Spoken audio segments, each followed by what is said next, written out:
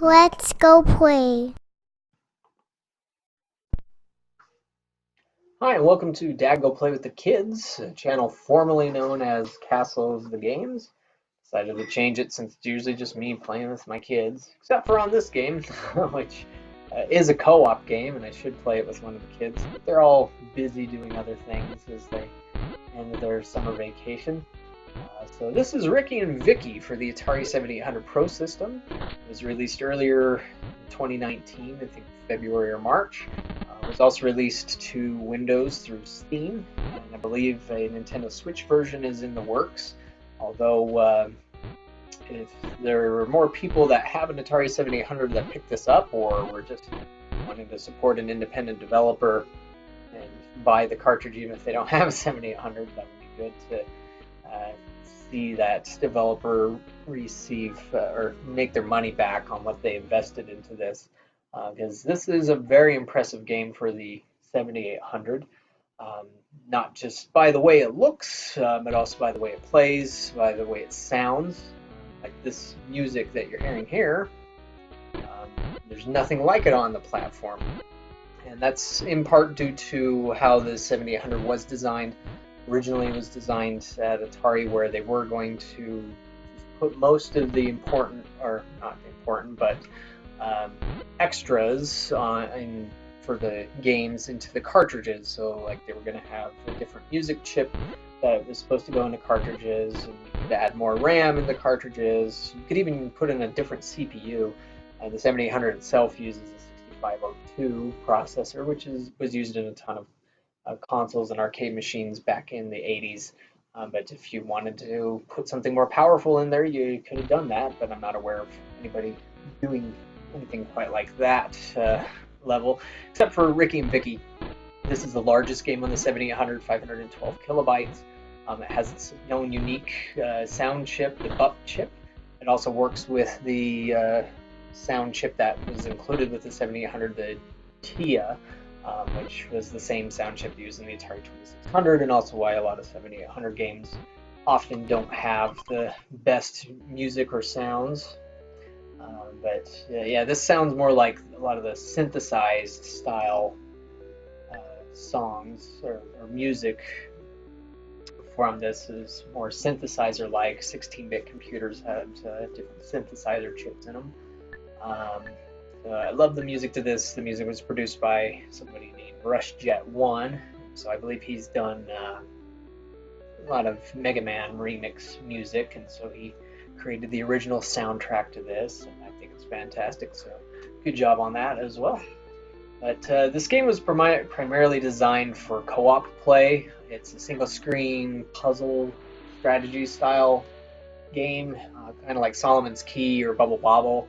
This is kind of like, it has elements of both of those in there, but where I'm alone, I will just play as Rikki, the dad. And another thing you'll see that's unique to this is this animation and story sequence. I say unique in that I can't really think of any other 7800 game that had something quite like this.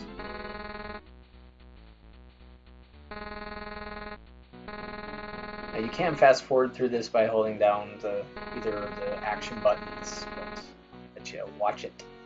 In fact, if you do fast forward through it, the game will complain that you're impatient. But once you've played this game a bunch of times, you don't necessarily want to sit here through this. You just want to jump into the gameplay. So now we've got our motivation for our characters. Rescue their kids in the center of the earth.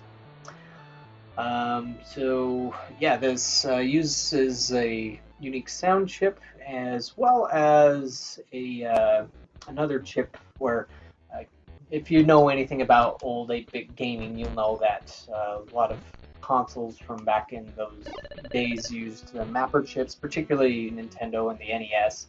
There was different chips which greatly expanded the capabilities of the stock hardware. And so this does have something that's kind of like that. I've read that it's definitely not as powerful as like the MMC5, I think it was, on the NES. but it's just something that works out for this particular game. Another thing about this that's somewhat unique amongst, oops, what's that? Let's try this again. There we go.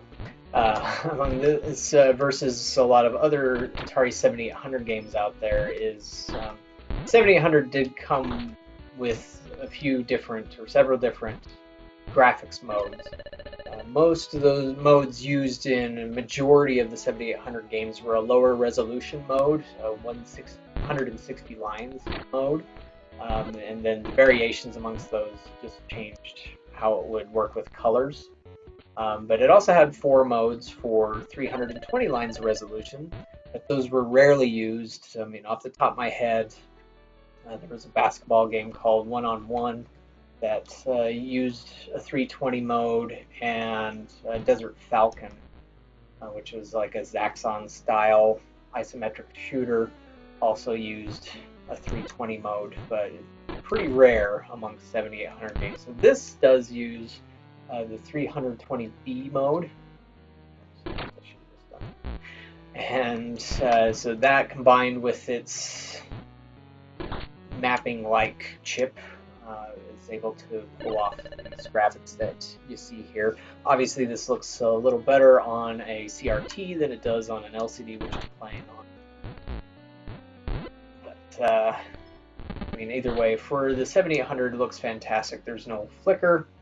I've not really ever come across any slowdown, and lots of good use of colors, especially in the later levels. I mean, that's one restriction with the 320 modes, and one reason why they weren't used too often is you could have problems with color as well as some slowdown problems.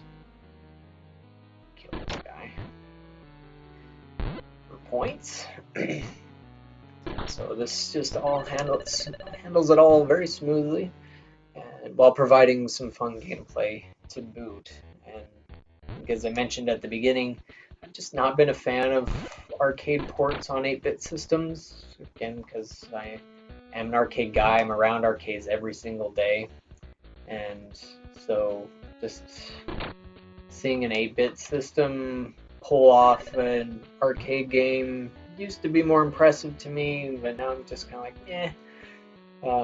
I mean, I don't say that to diminish the efforts of homebrew indie guys, because there have been some cool things that different people have done in the Atari community to bring some great games and like better versions of Pac-Man on the Atari 2600, which are really impressive, and also seen video of very arcade quality Donkey Kong on the 7800, but I just prefer these original efforts. I know they take a lot more effort to do to come up with something that's fun and original, but what I love about this game is it just feels like it could have been released in like 1989 and just fit in perfectly with how games worked and played back then. And I really do think this is the best game on the 7800. I've played, I think, everything on the 7800. There might be a couple of homebrews I missed, but crap. Dying on the first boss, that's just great. I think there's 8 bosses total.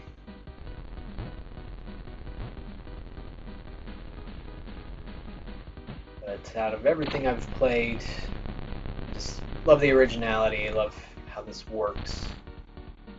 Wouldn't make for a bad arcade game either. Of course, a lot of arcade games these days are a bit casual, so this requires a little bit of skill, especially on the later bosses. There's one boss I've made it to that just... I don't think I'll be getting that far today. Just kind of playing here through one set of lives instead of doing continues. Now this does have something that's modern to it that wouldn't have probably been included, is if you die and continue enough times, it gives you an option to where, hey, there we go, to forfeit keeping track of any score, and you get unlimited lives, essentially, or unlimited continues. And so if you really want to get through the end of the game without memorizing everything, then that's one way to do it. Also, the character that you deal with is a sort of shop that shows up here. So let's see this. Hi. Technically, yes, but not through this particular gameplay.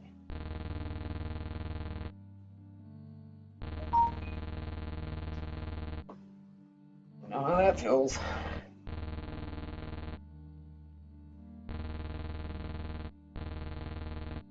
Silence my phone there.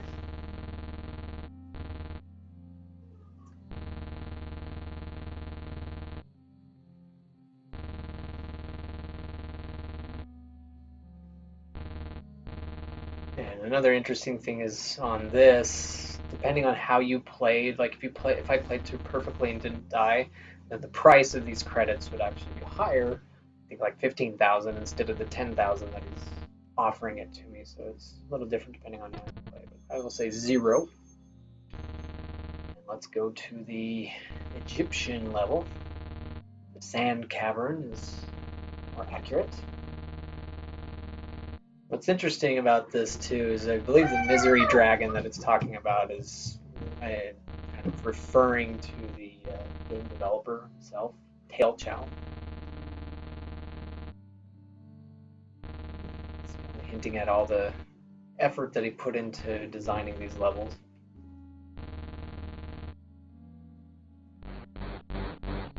See you later. And that's another great thing about the 7800. It was able to do large sprites. I mean, these days nobody thinks about large sprites and that being cool or anything, but I remember back in the 80s, it was a big deal if your game had large sprites. And so this is one of a few different examples showing that the 7800 could handle large sprites and to great effect. Another one would be it's escaping me. Oh, Midnight Mutants, where it has bosses the size of the screen. Alright, now to get over these spikes. There we go. That's the way I prefer it usually, like that. As long as you keep running, then you won't fall into the spikes. So it's about movement. That can come in handy later, like in the fire caverns, where there's a few instances where you might need that quickly. And of course, another cool thing about this that makes it a great game is just how you can often solve a lot of these puzzles in different ways than just what you see here. Giving it good replay value.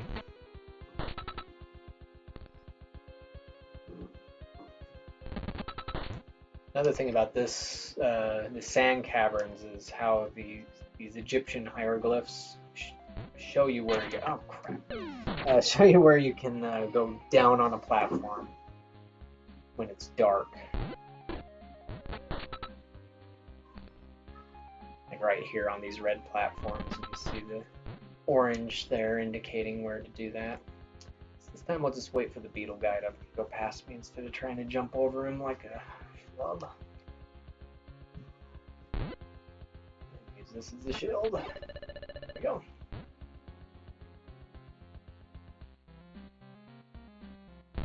This one, sometimes I get this right the first time. Oftentimes I don't. Oh, there we go.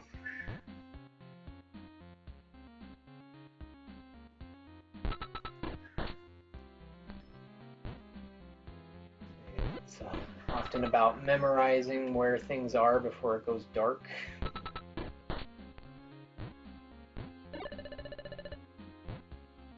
Doing it as fast as you can for speedrunning purposes.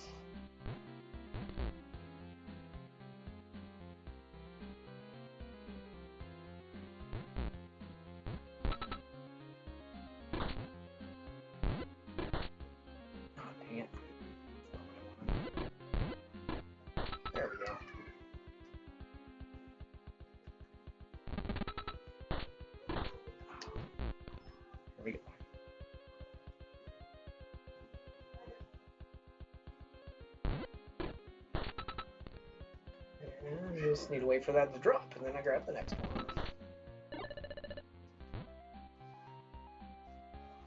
Alright, let's do a quick pause.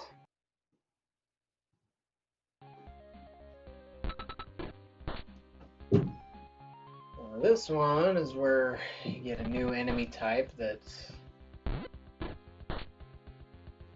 there whenever you have darkness.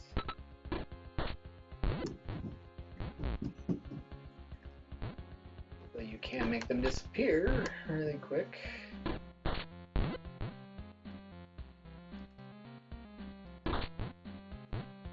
Oh shoot. Crap, oh crap. And that's game over. That's as I said, wasn't going to do a full playthrough on this one. There's the Misery Dragon. But yeah, this is Rikki Vikki again. Highly recommended. If you have an Atari 7800, you need to have this in your collection. If you have no plans to get it at 7800, then you can get it on Steam, and I believe it's there. Again, they're trying to bring it to the Nintendo Switch, but I think the only way it might be guaranteed to get to the Switch is by seeing higher sales on either the 7800 or Windows. And so, yeah, that's Rikki and Vikki, an independently made game. And we'll catch you on the next Dad Go Play with the Kids. Thanks for